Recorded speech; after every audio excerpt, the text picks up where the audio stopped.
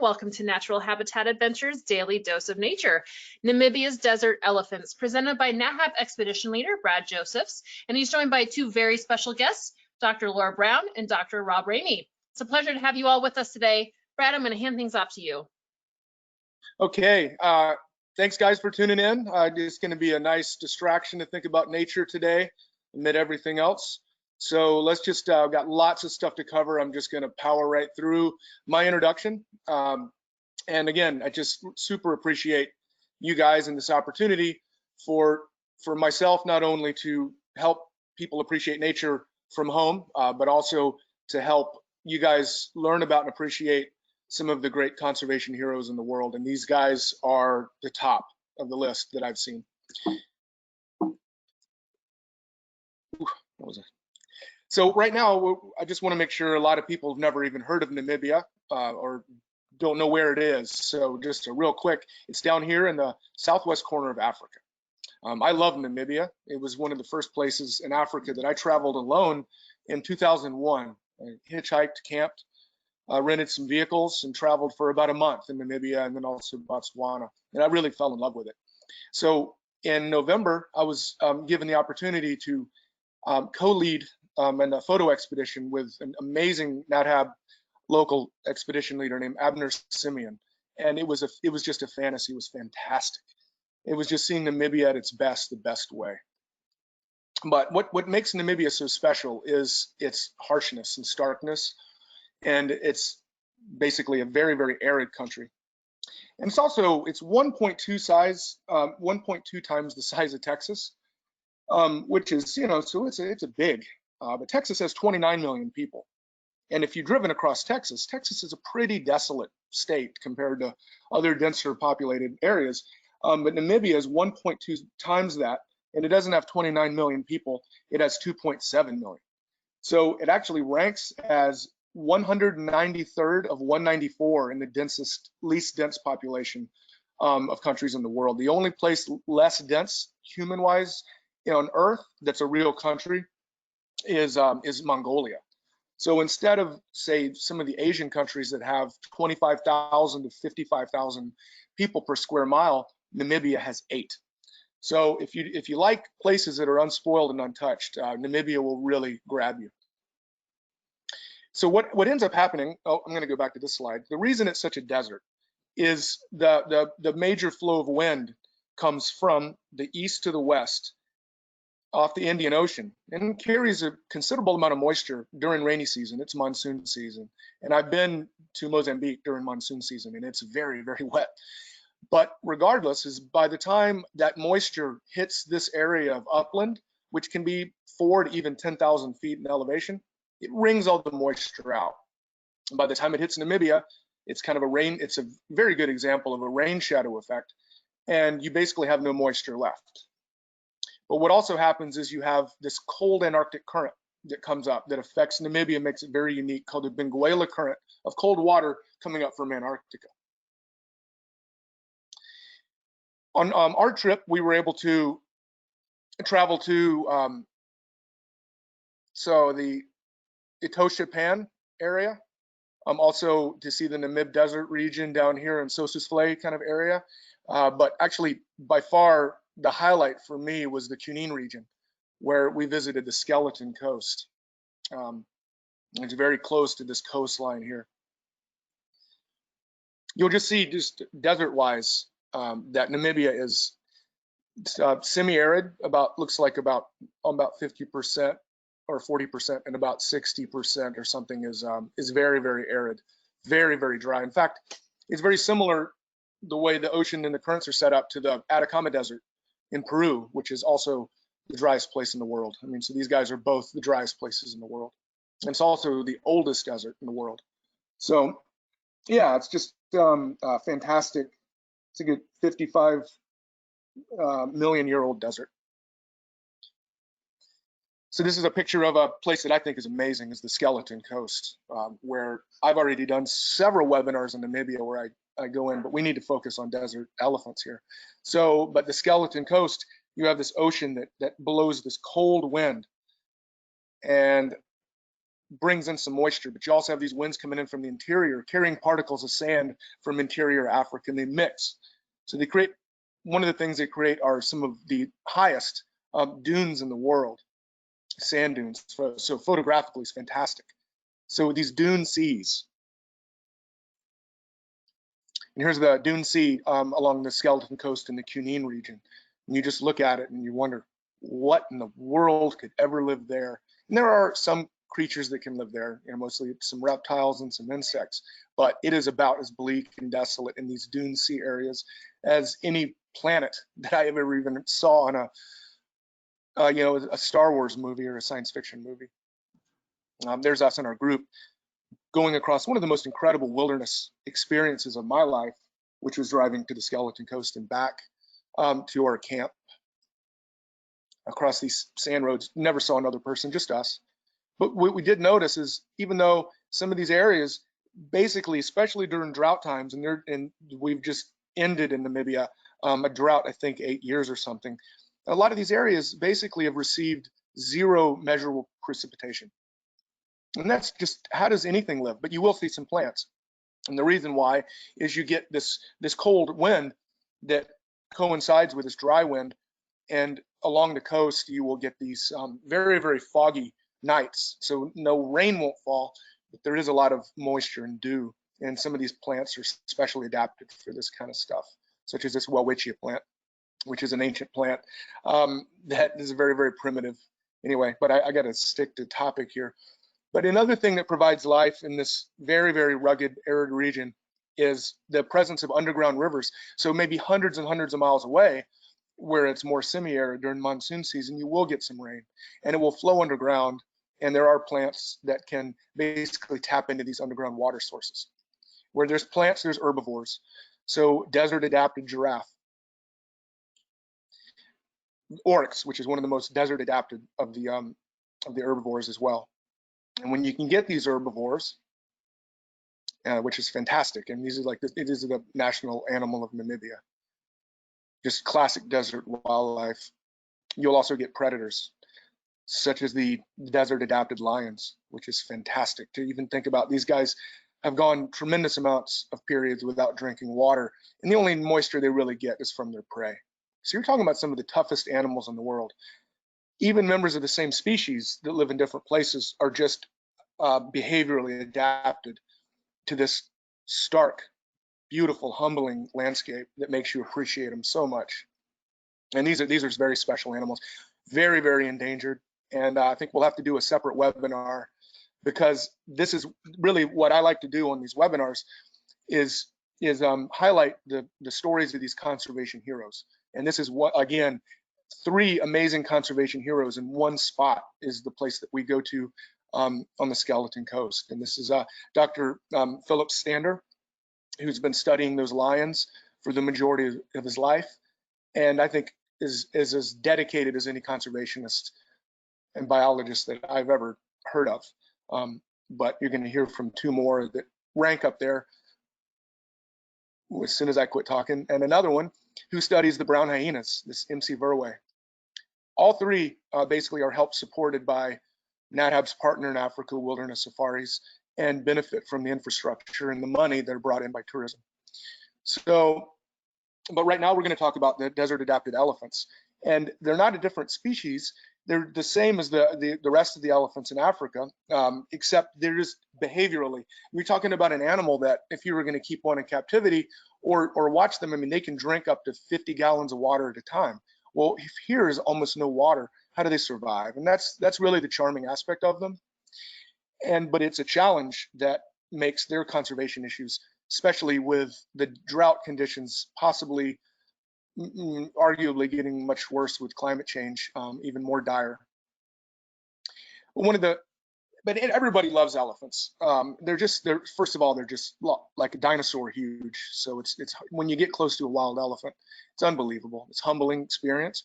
But their intelligence, their ability to communicate with each other using like infrasound that we don't even hear, we can't even hardly imagine how they do it, but they can communicate over wide ranges of time, of space like this. And they're sentient beings. They even mourn the deaths of their of their family members. And it's also a matriarchal society, which is always kind of fun to experience and learn about. But one of the really small, charming aspects that I learned about while we were down here was they basically just eat acacias, and watching them thrive on this incredibly thorny, it hurts to even watch as they crunch up these thorns. But that's their food, and they love it. The other thing that I think is really fascinating is a lot of other elephants in the world, when they want a tree, they basically kill that tree, they break it down.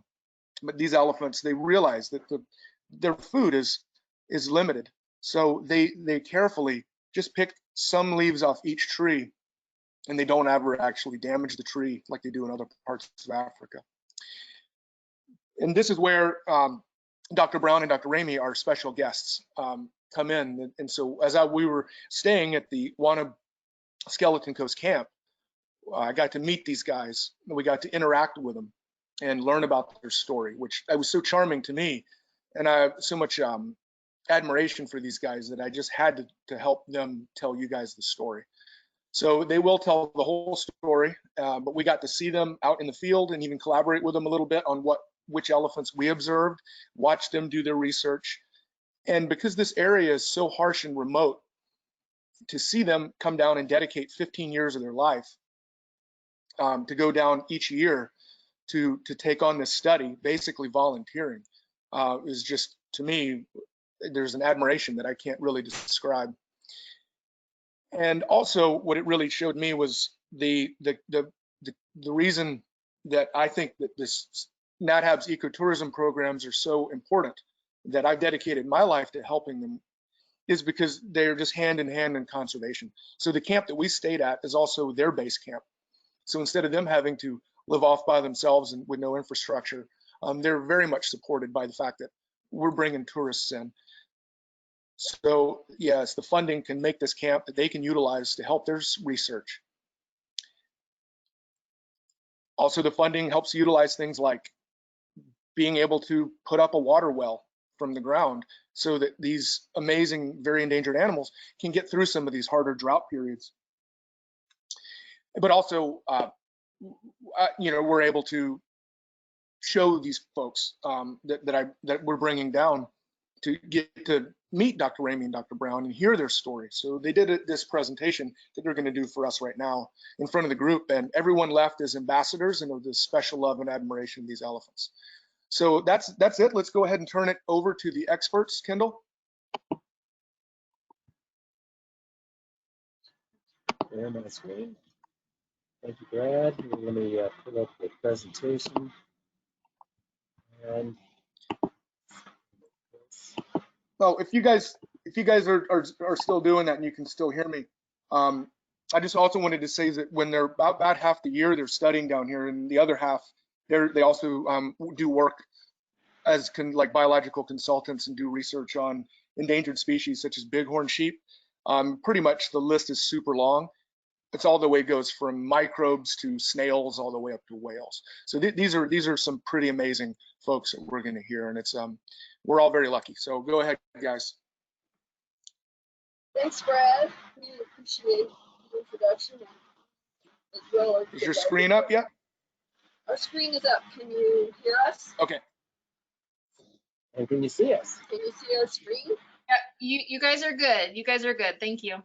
Fantastic. Okay. So thanks for the intro. We enjoyed meeting you, and it was over a year ago now. And yeah, we're happy to talk about our work. We started off in working in Zimbabwe in 1980 as research assistants on a project studying infrasound elephants and genetic derivatives.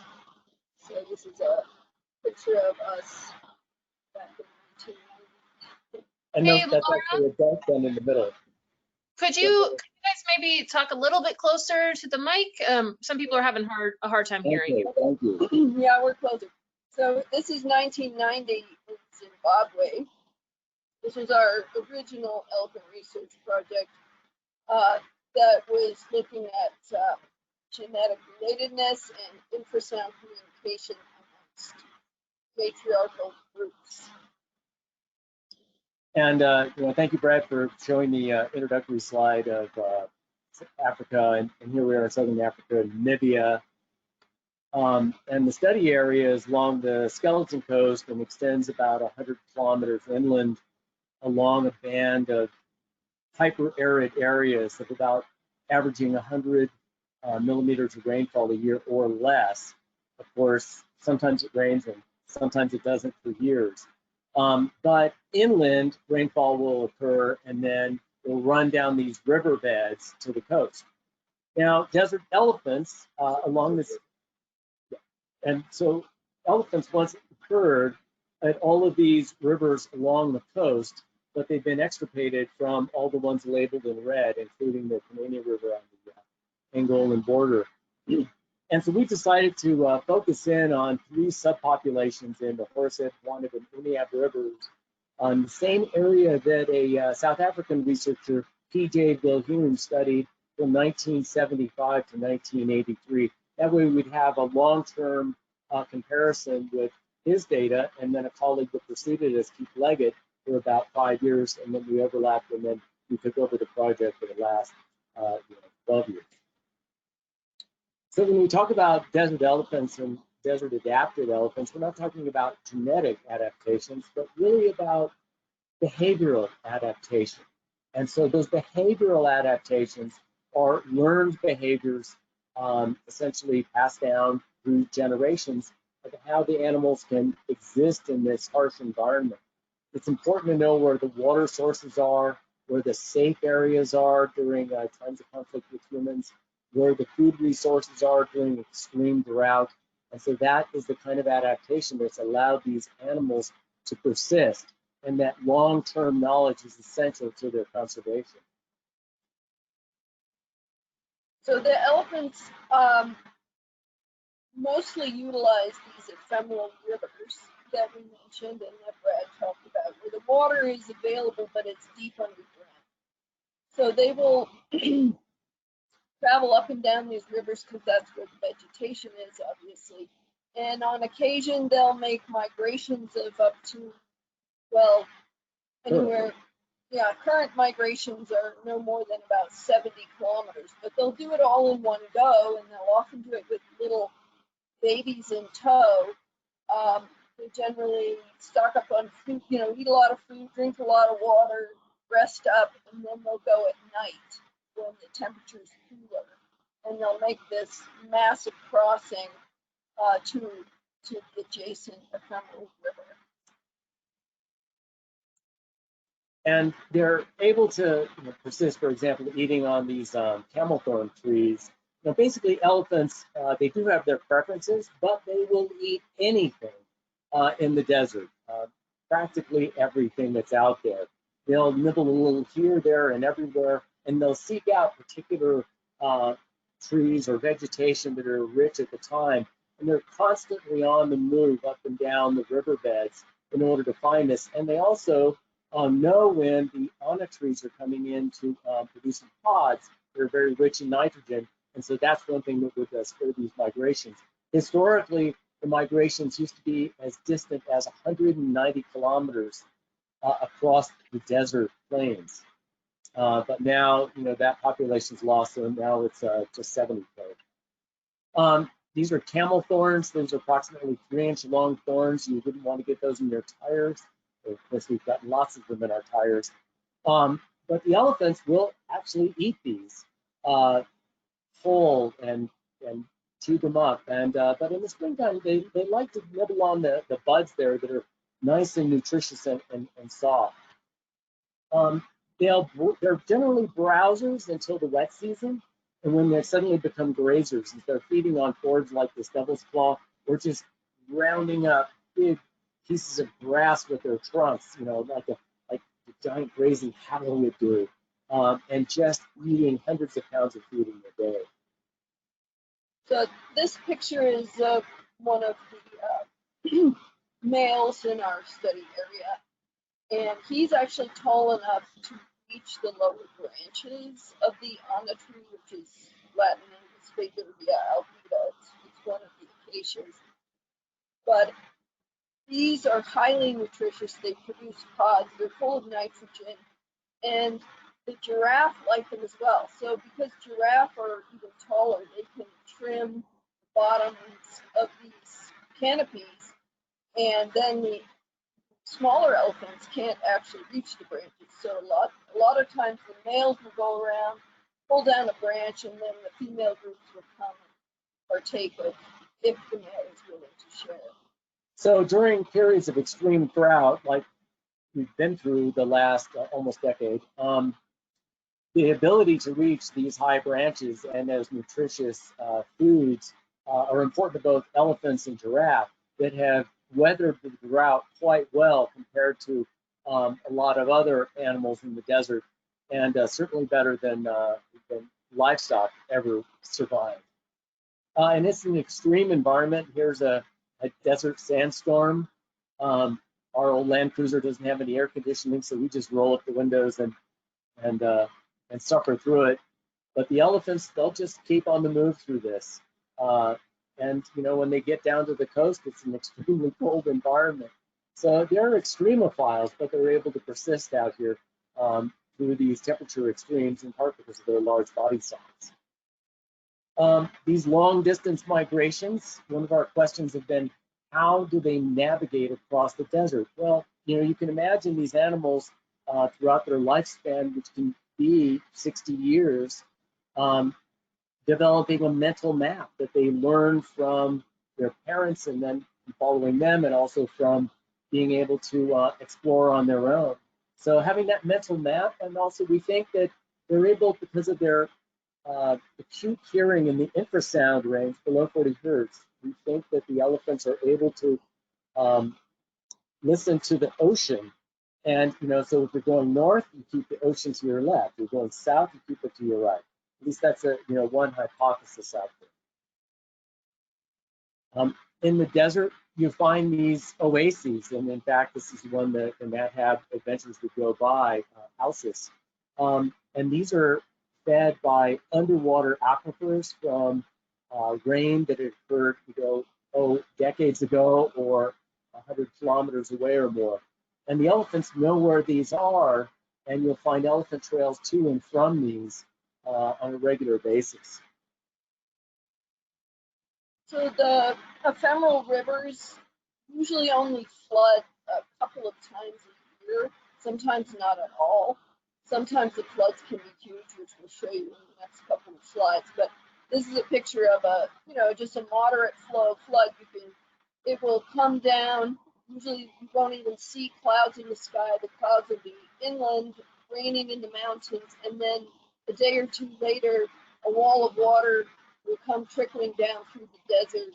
And usually within a couple of days, it's dried up, and then you have mud, and then it takes a while to get it back to a sandy surface to thrive on. And this is not a problem for the elephants who have this acute sense of hearing, so they can hear the thunderstorm. They could hear the rush of the water upstream. So we have only heard of one case of an elephant being caught in a flood and being swept away. So just as an example, this is in the lower Hoarusib River. You'll notice the springbok in the photograph. It's looking upstream from a trail camera that's remotely triggered by motion. And so, where did the springbok go? Well, there's the springbok caught in a flood. A sudden flash flood, a wall of water sweeping down. And while this one is only a couple of feet deep. So this is 9 minutes later. The springbok's getting swept away. But to give you an idea of how large these waves can be, you wouldn't want to be in the river. Yeah, this is at least 15 feet deep and scouring. So so we live out of our vehicle when we're at work in the field. We're usually in Namibia anywhere from a month to 2.5 months at a time.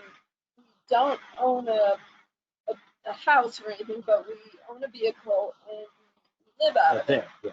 We live out of it there. So we camp, carry all of our food and water and fuel for the time that we're going to be in the field. And this is my office. We have a 1988 Land Cruiser that doesn't have a computer chip on it. And that's something really essential for this kind of field work, because if it breaks, you can fix it. And as opposed to a new car where you'd have to call for a towing company, and well, it doesn't exist in the desert. So, you know, you're really on your own out there. When we first started 15 years ago, our daughters were just 8 and 10 years old, and we decided to take them along with us. So they grew up partly in Namibia at certain times of the year. This is a picture of us. The guy in the middle is Dr. Philip Stanley, the lion researcher, and he was a great influence on our girls, teaching them how to shoot dart guns and learn a lot about the desert environment. So they're grown and flown now, but we continue on. It's great that they learned how to use a dart gun and how to get a car unstuck in the desert and how to use a high-lift jack. So this research, as compared to what we did in Zimbabwe, has been strictly non-invasive. And so it's very important to be able to identify individual elephants. And so our census work has been utilizing exact counts of known individuals.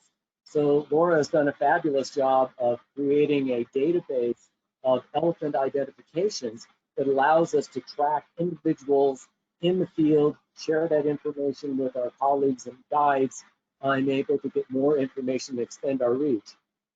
We haven't used any radio collars on them because it just isn't necessary, and we didn't want the interference or danger to the animals as well.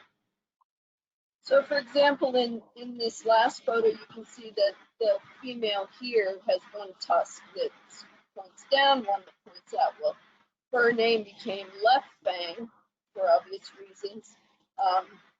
Other elephants have unique characteristics. For example, there's a high proportion of females that are tuskless in our study population, and this is due to historic poaching in the area that took out a lot of the big tuskers, so that tusklessness is a more prevalent genotype now. We only see it in females because it probably is not advantageous at all for males to be tuskless. But females can survive quite well being tuskless. We also identify animals not just by ear characteristics such as little notches in their ears, veins, tusk shape, although tusks change when they break, but also by their attitude. So this particular female was a matriarch named Enforcer, and she had F11 is her number. Yeah. They all have numbers, but they have nicknames. So we number them, but numbers are hard for people to wrap their heads around when we're talking in a conversation about different elephants. So they tend to take on nicknames. Enforcer's attitude was one of the strict school teacher, and she carried that through her life. Unfortunately, she died about a year ago. So, you know, part of being able to identify individuals is that you're now able to collect their DNA by following and waiting for them to do their business, and then collecting the dung ball, and you can get DNA from the mucosal layer on the outside of the dung ball and utilize that for genetic analysis. And so this has been really important because we've discovered with these elephants that as survivors of war, spanning 3 decades, the War of Independence and the Angolan War, where they were heavily poached, that they have formed orphan groups, that females that you would think in the present day were sisters were completely unrelated to each other, but had formed these alliances. This was found also in our population in Zimbabwe, where they had been culled by the Zimbabweans, also in Queen Elizabeth National Park in Uganda as well. So one of our big efforts with this work is to share our findings with not just tour guides, native tour guides, but with the conservancies as well. So the local people organize a conservancy which is tasked with protecting the resources within it. So it behooves them to know which elephants are in their conservancy, and we try and help out by educating them not just about elephant biology and ecology and behavior, but also to help them identify who's who. And therefore, they give us information on who they have seen, and we can help them with plans to help protect their crops and so forth that they're concerned about. And another aspect of this too is that we ask our colleagues, for example, Ngevi here on the right, well, what do you think this elephant should be named? And so we let the locals put their own nickname on them, and that creates a sense of ownership as well and protection. That there's this large bull out there named Ngevi, and then Ngevi is watching over him as a game guard. So, as Brad mentioned, elephants live in matriarchal societies. Probably most of you are aware of that. The females, mothers, daughters, nieces, and so forth, stay together for their entire lives. The males, when they are young, are with their moms, of course, until they reach their early teens, when they become more independent. Part of it's on their own accord. They start becoming more curious. Part of it is the females sort of pushing them out of the circle, basically. And so these young males go off. In large populations of elephants, they form what are called bachelor herds. Where we're working, the number of elephants is so few that usually the males, when they leave the natal group, are on their own. Sometimes they'll find an older elephant to be a sort of mentor, but it's like, the males at about this age are starting to flirt with the females, and it's sort of at that point that they're becoming more independent. And then eventually the big bulls, when they're old enough, usually not until their early 20s, they'll come back and pay attention to the females that are in estrus. So they lead a fairly segregated life. This is one of the matriarchs that we studied for many years, Lucy, who led a large family group. She's at the front here with the dust blowing over her. The big guy in the back is a bull who's interested in her. And essentially we've gotten into the lives of elephants and understanding their personalities and their interactions and the drama and the tragedy and all of that. So it's not only science, but it's also enriching to understand this about a population of animals. So when a female does come into estrus, and it's often females will come into estrus as a group, all in synchrony, that's when the males will start coming around. And if there's a male in must, then a mating will take place. And it's usually a cause of great celebration. The elephants here on the left, this is the family group of this young female. These elephants are all very excited. Their tails are up, their temporal glands are streaming. They're sort of dancing around and trumpeting. It's a big affair when a mating happens. And then 22 months later, hopefully, a calf will be born. It's a long gestation period, 22 months, I believe it's the longest of any mammal on Earth. So it's quite a special deal when the babies are born. The females will huddle around and cause a great commotion. We have a video clip. Do you want to show that now? No, we'll show it afterwards. Okay. But you can imagine that an animal that is being born into a very social setting, it's advantageous to have a well-developed brain by the time you drop on the ground as a calf. And so, elephants are right there in the elephant society, straight off with interactions and learning quickly about their environment. So it's tough for calves in the desert that are born into the desert. We've documented at about 40 to 50% of the calves die before their first birthday, which is a pretty high mortality. And considering that females can only really give birth every 4 years, it's It's a slow reproducing animal. So compared to, for example, higher rainfall areas such as Etosha, these elephants have a very low rate of reproduction, and as a consequence, they have small group sizes as well. So, the group sizes will be, 2 to 10.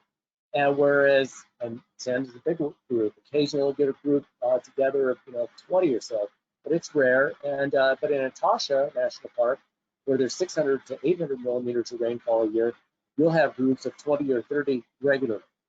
So, that's just one of the harsh conditions of the desert. Now, so this little calf in the previous picture was born right in front of us, and we're going to show you that video at the end here. But we witnessed the birth and filmed it, which was quite, an amazing thing to see. It's very rare to see a calf being born because generally the females all huddle around the mother, and it's a sea of legs, and you can't see a thing. But we got lucky one day. So then we followed this little calf for 2 days, and she walked 24 kilometers in her first 2 days of life, and followed her family to this man-made waterhole where she promptly took to the water, put up her trunk as a snorkel, and learned to swim. Quite exciting. whoop, looks like we just had a minor glitch here. We're going to go back, and there we are. So the other interesting thing about matriarchal society is that the focus is all on the babies, and you get a huge interest by young females in becoming babysitters. So in this particular photo, those are 2 older females darting over their young cousin, and becoming a babysitter is a big honor in elephant society. Yeah, nobody loves a baby elephant more than another elephant, and it can become extreme at times. And we did document what was nearly a kidnapping, you would almost say, of 3 young females surrounding a newborn calf and drawing it away from its mother. One of those females who lost a calf just a week before, was very keen on this calf. So it created a lot of drama within this group, and a bit of pushing and shoving, so you can imagine these 6-ton animals moving around this calf that weighs only 75 to 100 pounds. So what's the long-term trends here? So this is, we compiled various sources of information going back to 1975 to Bill Hume's early work. And this is in the Hoarusib and Hoanib subpopulations. There's another subpopulation we don't talk about here, but numbered about 50 over time. But the best data is out of these 2. So numbers of elephants on the left column, years on the x-axis. So 1975, about 124 elephants were seen as the minimum number in this area. But because of poaching during the war, including South African Defense Forces being documented hunting elephants from helicopters, and also some locals as well, because there were 2,000 guns distributed in the area during the war, that plummeted dramatically by the time Bill Hume was doing his work, and in 1982 they had a low ebb. So the war ended, and Namibia won its independence, I should say. And so what happened since? Well, they haven't really recovered. They've just been going along at this low level, and in fact, they dipped back down below where they were in Bill Hume's time. So, big part of our research has been to determine the causes of mortality and how that affects the population. So in a nutshell, about half the mortality has been human caused over the course of our research. And what does that look like in terms of the breakdown of males, females, and juveniles and subadults? Well, there is one alarming trend here. So on the y-axis, we have the numbers of elephants, and then years on the bottom axis. That purple line is the number of breeding bulls, and that has been declining and is just holding at approximately 4 animals right now. So that puts them at risk of inbreeding. It also means that when females are in estrus and receptive, there may not be a bull around to do the breeding. And so, this is an alarming trend there. The good news is that the government has been utilizing our research in developing its new elephant management plan. So they're stepping up protection efforts in this area. So anytime there's a mortality, and the goal is to work with our colleagues and visit with the Conservancy, game guards, and locals to interview them to try to learn as much as we can. If it's disease, obviously carcass this far gone is difficult to tell anything from, but we certainly can identify who those animals are from, who's missing from the population, and often from ears and other features. This disturbing trend that we've seen in a couple of other subpopulations has been with this high calf mortality. This calf died within a week of being born. The current suspect is elephant herpes virus. And so we're working with colleagues here to determine how we can develop tests in order to determine what the prevalence is in the population. Unfortunately, there's no vaccine for this at the moment. And then the other big issue that we are confronting in Namibia is human-elephant conflict. And this stems from an increase in the number of people moving into the desert area. They're primarily pastoralists, so they bring a lot of cattle. This causes competition for grazing, and it also causes competition at water sources. And regrettably, sometimes it leads to what we call retribution killings, where elephants will, if they're considered to be a problem, somebody will just dig up out of the ground one of the old rifles that they had from the war and then just shoot the animals. And so, unfortunately, in this case, this is a bull who was the widest ranging bull in southern Africa. He would do a 600-kilometer annual circuit between the desert and Etosha National Park. And he was very popular with the females in the populations, but we lost him.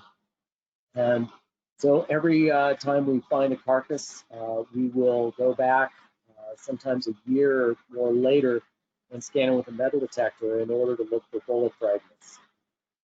And then, those will help the authorities who then, if you're able to produce data rather than showing just suspicions about mortality, it counts for a lot. Another change in the Namibian management of elephants is that a number of elephants were killed as problem animals. Generally young bulls, like teenagers everywhere, male teenagers everywhere, get into a little bit of trouble. So for example, this young guy wanted to understand what a car was all about, and we just are like stones. We don't interact. We just let the elephants come on their own terms. The car switched off, and he just pushed on the bonnet of the car and then quietly walked away. Now his curiosity was satisfied. But he got into trouble for pulling up water pipes and knocking over trees in the village, and they ended up having the government come and kill him as a problem animal. And so we came back. Yeah, so we showed up one year and had learned that a problem animal had been shot.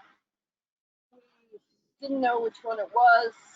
The local people took us to where the carcass was, and all that was left was an ear.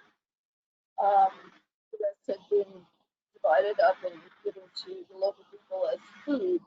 But from this one ear, I was able to identify which animal it was that had been killed. So that's one of the downsides of our research, is that there's a lot of death that we encountered. But once again, the good news is that because we've been so persistent, because we're not in this for the money, because we're just dedicated to doing this work, that the government's taken our research seriously, and that also we have exact counts. We know exactly how many animals are there. It's not an estimate, it's an absolute number. And so, it's reliable data, and that they have put a moratorium on any removal of animals for problems. They've also said no hunting in this area for at least 15 years. So, those are positive steps. And one of the main causes of conflict with humans is that elephants like fresh water. They like water. Obviously, the desert doesn't provide much. So when there's a man-made water structure, they will break into it. And in this particular case, they knocked over these water tanks and managed to siphon off all the fresh water, breaking through the cable barriers and so forth.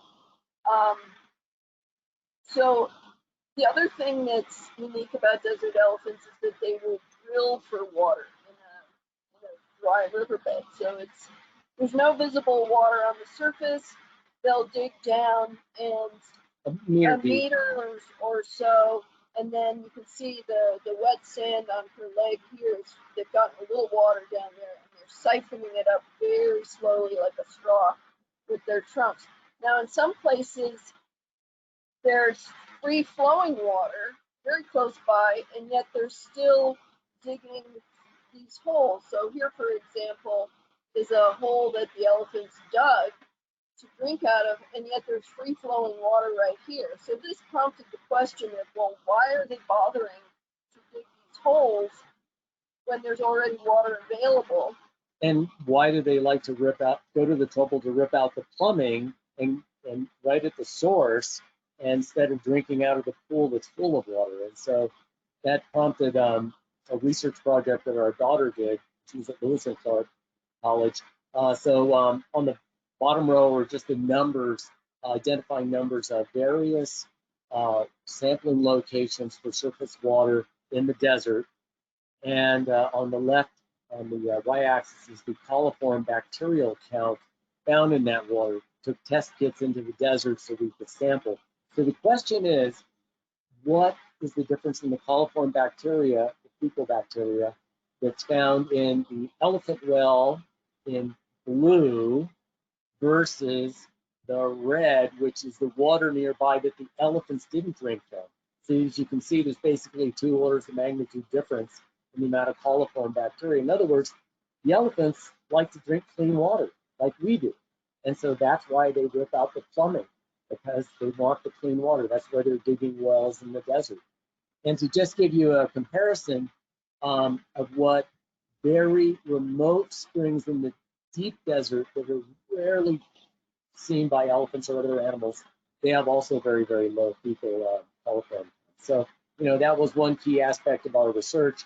And so people have been redesigning water points. So for example, this one where the elephants can reach over into the water with their trunks and drink to their heart's content, but yet other animals can't get inside and foul the water. There's an overflow from this that runs to a deep pool nearby that the elephants can bathe in, the other animals can drink out. So that's one way of reducing conflict in the desert. And then the last point we really would like to make is the importance of tourism in this area. And as Brad mentioned, NABHAB Adventures goes to a camp that's owned by Wilderness Safaris called Wanted Skeleton Coast Camp, pictured here. And they are doing incredible things with conservationists and promoting conservation. They bring people to areas like ours. They offer an infrastructure and support to scientists such as ourselves and to Dr. Standard, who studies the lions, and MC, who studies the hyenas. And the money that comes in provides jobs for local people. It encourages protection of the wildlife. So all in all, tourism is the best answer for conservation in Namibia and to help curb these problems of illegal poaching and retribution killing. I mean, this is a national and international treasure, and in these areas, it's that private conservation efforts that are condoned by the government that is turned out to be a win-win for everyone in the area. And so it's important to know that you're a part of the solution when you go to these places. And that's especially essential during these COVID times where, a number of these camps are basically on hold right now with skeleton crews holding on. And also keeping track of the elephants and the other wildlife. So that's good. And we all want to get back there in order to support them and also to bring the money and jobs back into the community. And that's essential going forward. So part of the solution, not a part of the problem as we go. So as soon as we all get the vaccine, make a reservation to go to Namibia. And we'll see you all there when we have that opportunity and get to see these amazing animals and get to learn about their lives as well. So on the top there is our logo. We have a nonprofit organization that we started called Desert Elephant Conservation. You can find that website on the web, desertelephantconservation.org. Also is the phone number there in case you'd like to chat with us about your interest in deadly elephants. And then now we'll hand it back over to we're going to show our videos now. Yeah, I'd be happy to show your videos. Which ones did you want to show first? Let's see. Let's do the if everyone would like to see an elephant first, since that's a rare event, let's go to the Jamie elephant bird. All right. So this will this may open up in a separate window for some people on computers, and if you're on a mobile device, you may need to swipe to view the video player. We'll try and narrate this as we go along. 1 second, it's being a little slow to load. I'm sorry, people. Not a problem. So elephant researchers often go their careers without seeing an elephant being born, like Laura said, because they're surrounding the mother giving birth and the calf. And we were fortunate enough to be in the right place at the right time in this particular case. And it really fired us up to carry on in the desert. Okay, I'm going to play the video, and just a reminder, Rob, if you wanted to speak over this, you'll just need to unmute yourself. Got it. Okay, so we came upon some elephants that we know quite well. The tallest one's name is Duchess. The one walking to the left there is Dorothy, that's her oldest daughter. And then the other one is Duchess's year-old calf. So we noticed that Dorothy had swollen breasts when we came upon her. We hadn't seen her in a year, and I thought, oh, she might be pregnant with birth sometime. Well, within 20 minutes, she walked over here and started giving birth to a baby elephant right in front of our eyes. So you can see birth sac starting to come out. It's a little bit behind the bush, but just missing it, hear a big splash. You know, lift her leg and then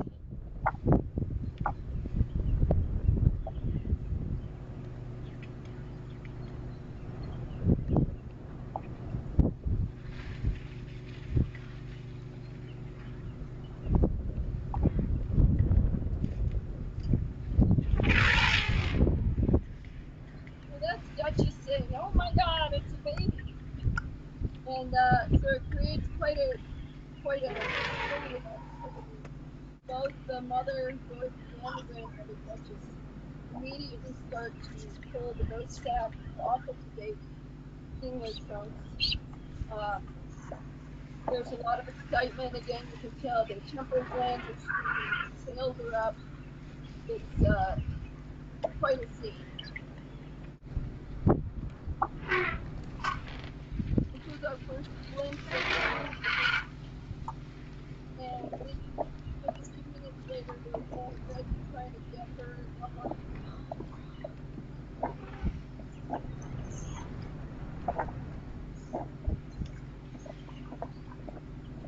and you'll be happy to know that 8 years later, she's still alive and well.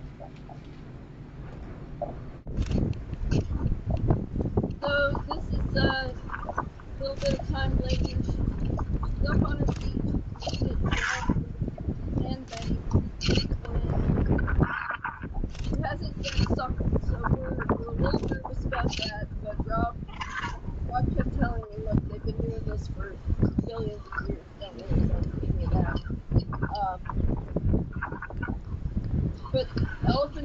are able to walk right away. The little cousin there is very jealous with a headbutt.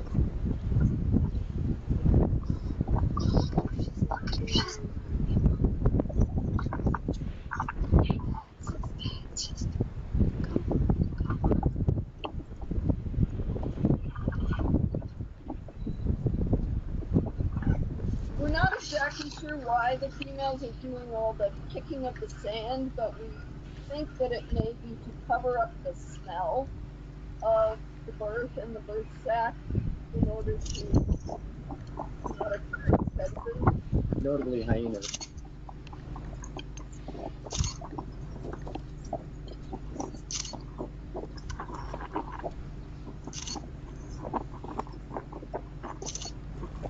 So this is just 15 to 30 minutes later.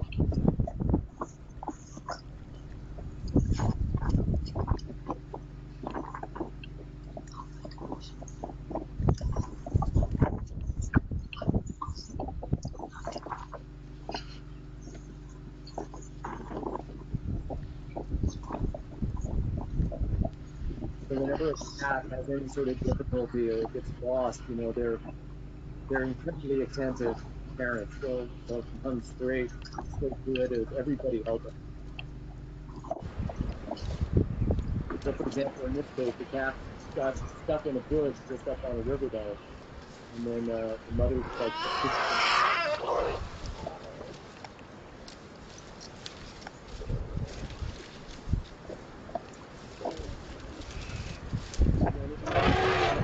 calls like that, everybody comes running.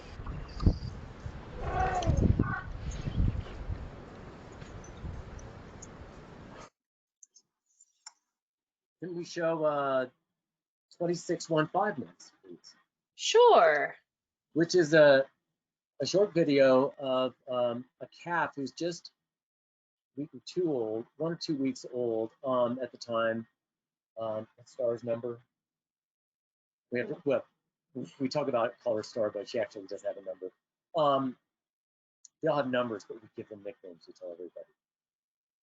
And so this calf, because we've been following the elephants for, you know, since she had been born, we've been following them every day. Suddenly she decided to just figure out what is this strange thing that keeps following us, and came right up to the car. And so once again, we're like rocks. We don't move, we don't do anything except watch, and we let the elephants come to us on their own terms. And this is unique, and you'll notice the way the females react in this. This is so different than it was 20 years ago, when people were much more aggressive to elephants before the tourism, and so the elephants were aggressive to people, and that has completely changed as a result of the tourism. In this particular area, and as well as Etosha and some of the surrounding areas, where there's this kind of regulated tourism. All right, so this video is just over a minute.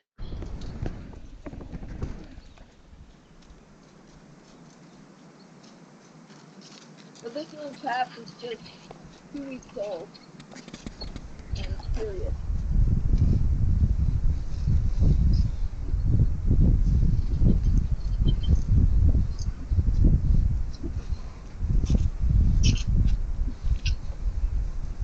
So we can see the mother reaching over. Come on, time to go. There's nothing to see here.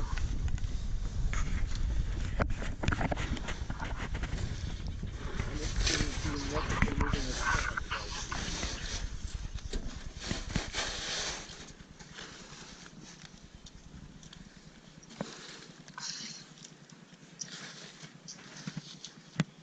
So the mom starts to get a little more persuasive, she really wants Star to move along, and eventually she gets her twinkle on her hip there, and they're like, okay, the big way. Off they go.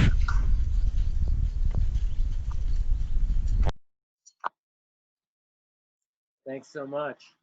Yeah. I think that's, well, we have one more very short one, and it's just a really awesome, cute baby elephant video, number 3902. It's just of the calves. and how they like to hold on to each other. Okay, this one is just about 20 seconds.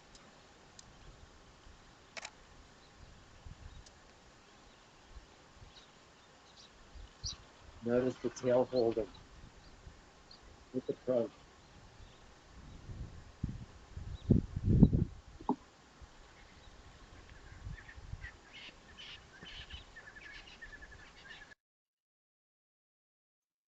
So back to you, Brad.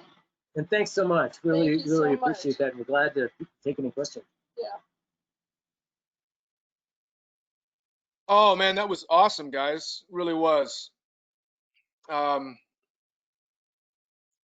Yeah. So I don't know. It's just fantastic. I think before we lose too many folks, if you guys want to see more from these guys, Laura and Rob, you can look at their Instagram accounts. So I'll just keep that up there for a second. There's also mine that I've got a lot of other pictures in Namibia. And as you guys look at that, can I ask you a question before Kendall starts opening it up? What do you think? What is the future for your project? I mean, how long are you guys going to do this? Do you have any plans for the future, or any special kind of needs that you need other people to help you with? Well, we've always said we'll keep doing this until we can no longer climb onto the roof of our Land Cruiser where we sleep at night. So we'll see. But we are looking to see if we can recruit a Namibian graduate student or two, to carry on and the tradition. And their universities are bringing forth really good students. For example, the Lion Project has a great recent graduate who's really taken on and moved that project forward. So that's one thing. Keeping our old Land Cruiser going is another. Somebody said, well, don't you need a new car? And I said, no, we just need new parts for the old car, because the old car doesn't have the computer chip, so we can always fix it in the field. Getting there, that's difficult. We would like to also pay some of our colleagues there, our Namibian friends who've been great helps to us, just to have extra eyes out in the field as elephant rangers. And so, that's another one. And then the big picture, we just made a proposal to the Namibian government to move some elephants from an area where they're abundant and with conflict to recolonize the Kunene River, where they were shot out in 1980. So those are a few things. Any more? And for you to see all of you there. Yeah. Well, I just wanted to add something. I think that folks need to realize that in developing nations, and Namibia is definitely one, these kind of things are so important as far as what you guys are doing to provide the information for the government to make good decisions upon the habitat, but also to tie it in with the tourism, and you guys help enhance that tourism, is to put a value on it, because the government needs to make decisions of survival for their own survival, like every government does for their country. And while the government and the people may love nature, they also have to survive in the world. And right now, I think Namibia is even more so than ever up for grabs. And you have a lot of pressure from other countries and a lot from China to develop these incredible resources and to put a value on these intact ecosystems through tourism, puts money right on the table, just adds so much to these kind of conservation efforts. So I just kind of wanted to add that, and you can say whatever if you want to add to that, or go ahead and let Kendall, anytime that she wants to, go ahead and open it up for a few questions to the crowd. Yeah, conservation is, tourism is a huge factor in Namibia. It needs to be bolstered and boosted at every opportunity because it competes with other things, and the government has to know that that tourism can pay for things, especially sustainable ecotourism. Yeah. As opposed to the emphasis used to be on hunting, which we call ecotourism. So ecotourism versus ecotourism. I mean, the ecotourism is certainly more sustainable in the long run, certainly in a population like this. This is the only way that they're going to be able to go forward. Yeah. So yeah, we're happy to take questions now if anybody's still hanging on there. We've got a lot of people still hanging on there. So we've got some good questions for you. And I just like to remind those who are watching, if you have a question for our panel today, you can submit those in your control panel under the questions field. All right, just because there's been a lot of questions about Namibia and our trip there, I'm gonna just kind of combine a couple things just to get them answered right away. When is a good time to visit Namibia? And how do people get to these remote areas? Can you tell us a little bit about what the trip is like? Well, Brad, I can do that, guys. yeah, Brad, you go, Brad. Okay. So our trips run from May through November, which the chance of rain is low, and it's not quite as hot. So that's pretty much it. But when I did my trip, it was in November, right before and right as. So we had the fantastic experience at this camp with these guys to sit there and watch the very first raindrops fall, and to prelude what would become a very, very productive and very needed rainy season. And by the time the trip was over, things were beginning to green up. So I really like to actually go right as the rainy season starts. But anytime our trips run are really good times. And the way we get around, we meet in Windhoek, the capital city, which is very easily accessible by air, either direct flight from Europe or a smaller flight from Johannesburg. And from there, we basically, the whole trip is we fly around. So we, instead of being a 15 or 16 hour backbreaking trip into the wilderness with a Jeep on trails, we just fly there in about 30, 45 minutes. So, okay. That's great. Okay, so there's been a lot of curiosity about the life cycle of an elephant, and I'll just throw this out to Rob and Laura to see if they can expand on this a little bit. People are just wondering about how long does an average elephant live? What age do they become fertile? And how many calves might a female have in her lifetime? And there was another question of if elephants ever have multiple calves at once, do they ever have twins? So elephants rarely have twins. We have never seen it. It has been documented. It's pretty rare. In the desert, I would imagine it'd be near impossible just because of the harsh environment. It's hard enough to bring off a single calf, much less two. So elephants are dependent on their moms for the first 2 years for milk. Oftentimes they'll suckle to the age of 8 years if the mom does not have another calf. So there's some flexibility in there, but they can eat solid food certainly by the age of 1.5 years or 2. As I said, the females will stay with their moms their entire lives. And so you get these matriarchal family groups.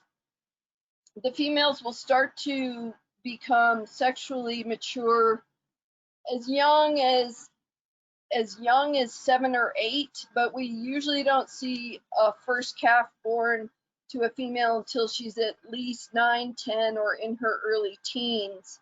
And very often the first calf that's born to such a young mom just doesn't survive. It depends also on whether that mom has a mother of her own, sisters, aunts, so forth to help with the raising of the calf. It's really a group effort. It's a community to raise a calf. The young males become sexually active not until their late teens or early 20s, although they have become independent from their moms at their early teens. They kind of fade in and out of the family group, and then eventually when they're sexually mature, they go off in search of other females in other areas. The desert elephants, the oldest we've documented, are probably in their mid to late 40s. Hard to know because we've only been studying there 15 years, but we think that the oldest are probably, pushing 50 maybe. elephants can live longer in captivity, but the desert is a harsh climate. All right. And there was curiosity about whether these desert elephants have any physiological adaptations, such as, differences in kidneys versus elephants in other parts of Africa, and how much smaller are they?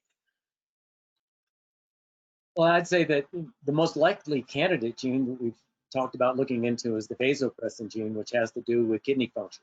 Haven't looked at that yet, but the fact that there's genetic exchange, at least historically, to recent times, between there and Natasha, with some bulls moving back and forth, we think it's less likely, although possible. What was the other part of it? Any physical Oh, yeah. adaptations. They have very large feet, which people thought was a genetic mutation, but in fact, we think that the large feet comes from walking on sand most of their lives. Their feet splay out and they get these super wide feet. So they're not really any shorter than other elephants. They're smaller in body mass, but which makes their legs look longer. But yeah, the morphometrics that has been done hasn't shown any difference. And in the desert, we find that the tusks of the desert elephants are a lot more fragile and brittle, and they break a lot easier than savanna elephants. So you don't ever get any really big tuskers in the desert because the minerals in the soil make it so that the tusks are quite fragile. That's really interesting. So on that note, someone had a question about how elephants become tuskless. Is this a genetic adaptability over time in response to their brethren being poached, or is there another reason? Well, yeah, it's artificial selection. I mean, it exists in the population, the tusklessness, but the frequency increases as a result of artificial selection for of poaching animals with tusks, and so that's why it's a little over 30. 1/3 of the females are tuskless there in the desert. And as we showed you in that graph, there was heavy poaching during the war. And so, with groups of up to 25 animals found shot. Wow. So a few people are asking about if you've ever witnessed elephants mourning the dead. Yeah, we've seen. Yeah, we've seen elephants coming to investigate another dead elephant. Certainly when the calves die, there's a lot of commotion. The females are all trying to get the calf up on its feet. And, they'll hang around with a dead baby calf for a while. Eventually they do give up and walk away. But yeah, we've had elephants come and investigate the skulls that were collected and taken to the research office there at the wilderness camp. So there is curiosity about death. They also will stay away from areas where one of their family members has been killed, and we've seen that. They modified their migration route. They just went around. They'll make a big detour around a place where one of their family members was killed, and that's quite disturbing to see. Wow. All right. Well, I'm going to call it there with questions, and I'd like to hand it back over to all of you for any closing comments you'd like to make. So let's start with Laura and Brad, or Rob. I'm sorry. All three of us. I think we all have the same message. Yeah. Get out there. Yeah, we'd love to see any of you in Namibia, and so we'll keep in touch with NatHab as to when a trip might be planned again, and hopefully we can meet up with any group that comes out there. And feel free to send questions our way or get in touch. Yeah, and do visit our website, our Instagram, and our Facebook as well. Desert Elephant Conservation on Facebook and on Instagram, and our website. So appreciate it. Thanks again. And Brad, any comments you want to make? Thank you guys. I can't tell you how much I admire you guys, how inspiring it was for me to hear your story. And I'm so glad I got to hear it again and share it with about something like 500 people. And it's all going to be recorded now. So you can always have somebody watch it in the future. And I know that there's probably a lot more questions that Kendall didn't have time to ask. So I think, Kendall, if you would forward these questions, I will do a blog post next week to answer all of them in full, and then I can get these guys, if they have time, to help elaborate on those questions about elephant biology and stuff, because I'm sure that there's lots. So my blog site that I do for NatHab is Bears and Beyond, or Alaska Bears and Wolves. One word is the easy way, and that'll be my next one. Yeah, that would be great. But otherwise, yeah, I can do that. So, but yeah, just here's the website one more time, and yeah, just thanks, guys. I mean, I think that the cool thing about going to Namibia is it is a very, very harsh climate, so you end up admiring the animals that live there, and then also admiring guys like you that go out and take those elements and deal with those challenges to help this incredible species. So that's it on my end. Thank you. All right. Well, thank you, all three of you. This was absolutely fascinating. Those videos were incredible, and I really appreciate you taking the time to present for us today. And I just want to thank everyone who watched as well. And if you had a question about the trip, don't hesitate to give us a call at the office at the phone number you can see on the screen there. We're happy to answer any questions related to trips. All right, well, thanks again, everyone. Be sure to join us tomorrow for our next Daily Dose of Nature. We did record today's presentation, and we'll have the replay available on our website soon. And with that, I'll conclude the webinar. Goodbye, everybody. Thanks. Bye. Thanks.